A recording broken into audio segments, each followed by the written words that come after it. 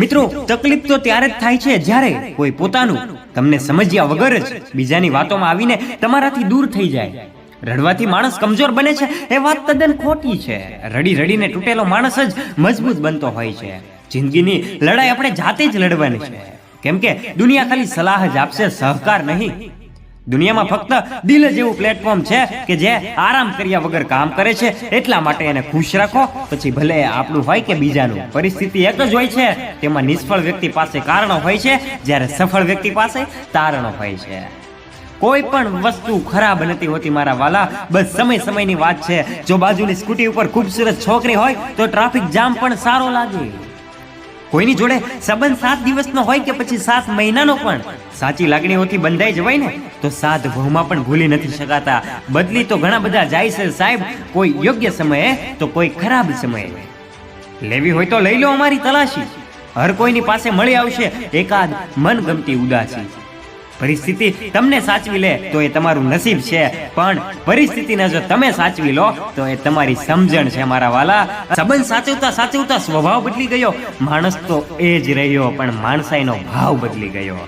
શિયાળામાં લોહી વહેતું રાખે એ માટે એક તાપણું જોઈએ, અને લાગણીઓને વહેતી રાખે એ માટે એક આપણું જોઈએ. સંબંધ અને રસ્તા ત્યારે પૂરા થઈ જાય છે જ્યારે આપણા પગ નહીં પણ દિલ થાકી જાય છે. મારામાં ખામીઓ ઘણી બધી હશે, પણ એક ખૂબી એ પણ છે, હું કોઈ સંબંધ મતલબ માટે નથી બાંધતો. ડગલે ને પગલે કોઈ નવી પરીક્ષા તૈયાર રાખે છે. વહરે જિંદગી તું પણ મારું કેટલું ધ્યાન રાખે છે.